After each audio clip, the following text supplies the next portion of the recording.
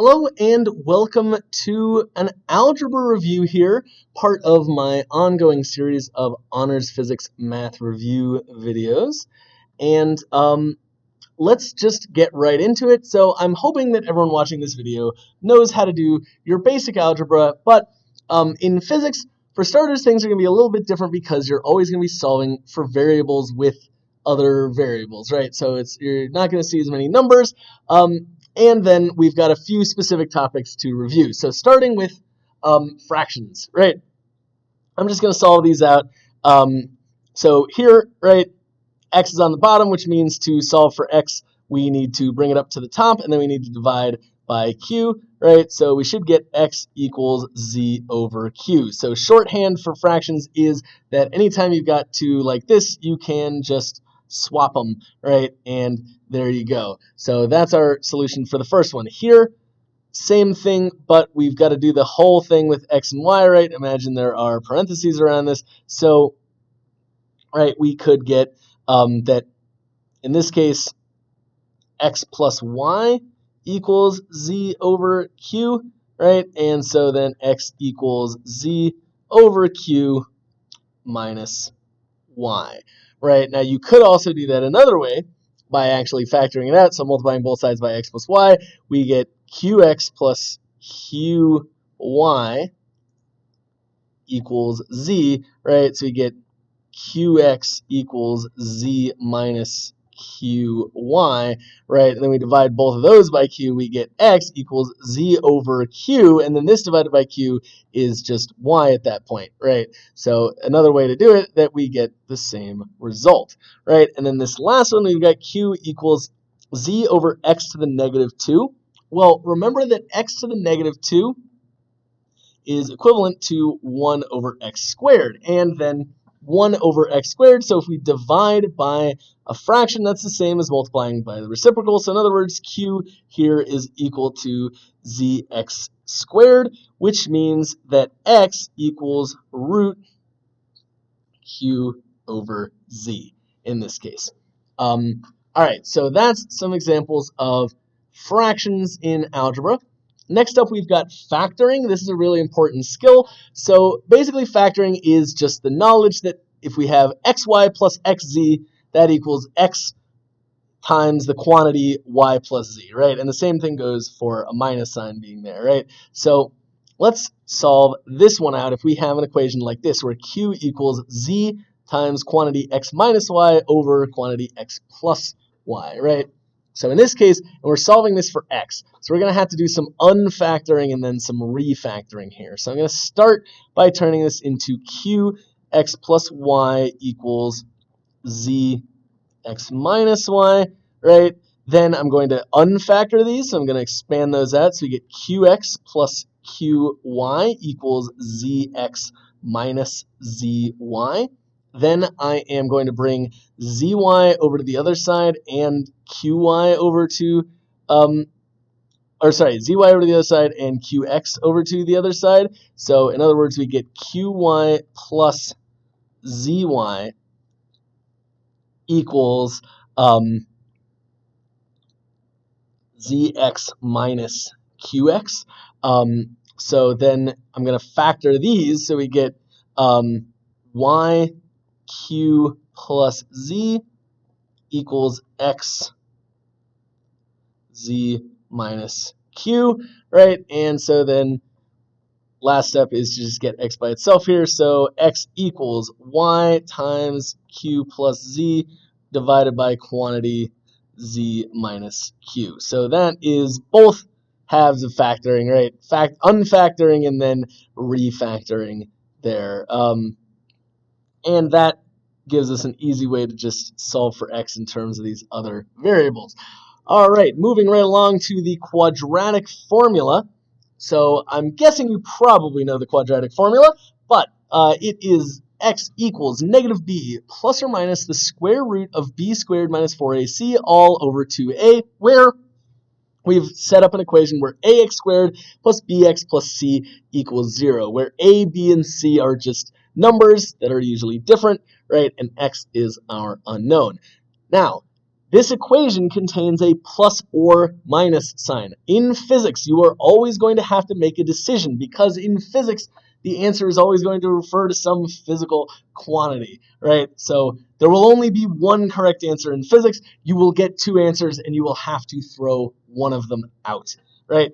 So, for example, how much time will it take an object thrown downward at 5 meters per second to reach the ground 50 meters below, given that delta y equals vi delta t plus 1/2 a delta t squared, where in this case a equals the acceleration due to gravity, which is negative 9.81 meters per second, right? And vi, since it's thrown downward, we would actually call that negative 5 meters per second. And similarly, delta y, since it's moving downwards, is negative 50 meters, right? But then, so if we put those into our ax squared plus bx plus c equals 0, right, we would get that 0 equals, right, 0 equals negative 9.81 over 2 delta t squared plus negative 5 delta t plus 50. So in this case, right, a is negative 9.81 over 2, right, and b in this case is negative 5, and c in this case is positive 50, right, once we've actually set it up to solve for 0. So then we can just plug that in, right? So we get delta t here is equal to, so negative b would be 5, and in this case, it's going to have to be minus everything in here because look, 2a, that's going to be, a is a negative number, right? So this whole thing's going to be negative, right? And so we need time to be positive. As far as I'm aware, time only ever flows in one direction, right? And that is the positive direction. So if this bottom part of the fraction is going to be negative, this thing's going to have to be negative. So in this case, we can choose the minus sign. The plus sign is going to give us an answer that doesn't make any sense in physics, and therefore we have to narrow it down to 1, right? So 5 minus square root of, so negative 5 squared is 25, right? So in this case,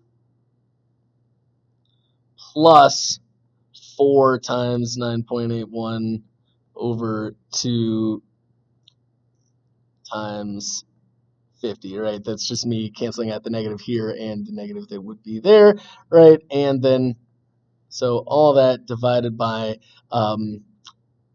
negative 9.81 because the 2 here is going to cancel out the 2 there.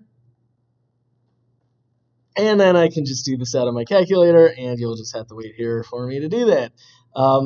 So let's see.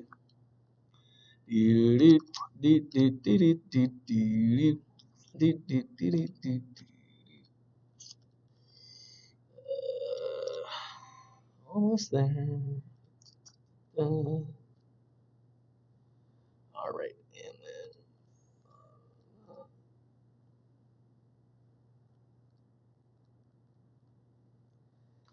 and we get that that takes 2.72 seconds. So there you go. Quadratic formula. And lastly, we've got systems of multiple equations. All right, buckle in for a long solving here. So the way a system of multiple equations works, the rule in mathematics, is that as long as you have as many equations as you do unknown variables, then you should be able to solve for all your unknown variables. So let's do a physics example, shall we? But a pretty straightforward one. So we've got a jogger and a hiker moving toward each other on a straight path, right? So, and this distance here is 50 meters. So let's call this 0 and let's call this 50 meters, right? And then we've got the jogger that's going 5 meters per second this way. And so if this person is going towards 0, then they are going in the negative direction. So let's actually call this negative 2 meters per second here, right?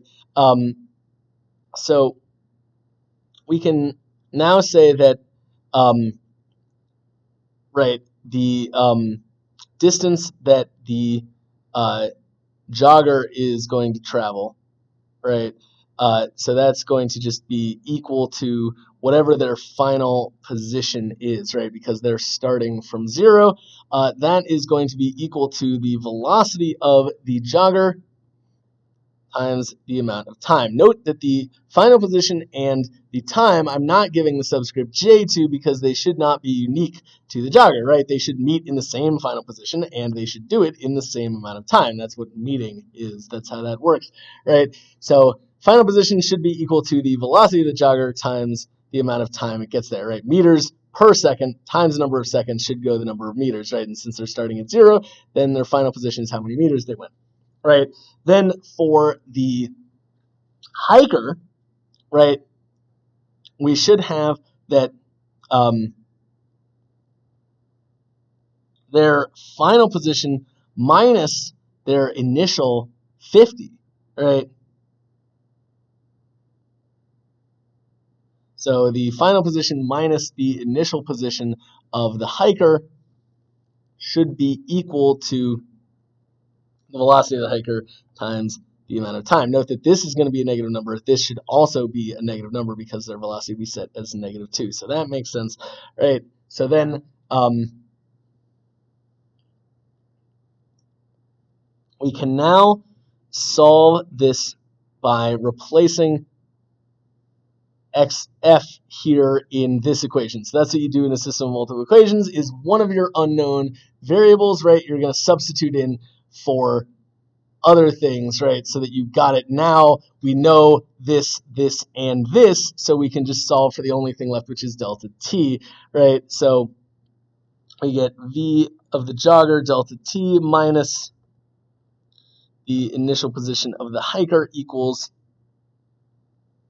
velocity of the hiker times delta t. So, right, we then should be able to solve this for delta t with a little bit of rearranging here, and we're going to get back into factoring, right? So we can do, so let's see, initial velocity of the hiker. Forgive me that my lights went off. Oh, wait, I don't even have my camera on in this video. You wouldn't have known that if I hadn't said anything. All right, so at any rate, the initial position of the hiker is going to equal the velocity of the jogger delta t minus the velocity of the hiker delta t, which in turn equals delta t times vj minus vh by factoring that out. So delta t all told should equal the initial position of the hiker divided by the velocity of the jogger minus the velocity of the hiker, right? And then doing some unit analysis on this, we get that meters divided by meters per second gives us seconds, right? So that makes sense for the time. So then I can solve this out, right? And I get that, so you get 50 divided by 7. That equals, because note that VH is negative, so this is actually like +2, right? So that equals 7.14 seconds, right? And so then I can simply multiply that by the 5 to get XF. So XF should be equal to 35.7 meters. So these are my answers, and that is solving a system of multiple equations. All right, that is going to do it for this math review video. I hope you've enjoyed it.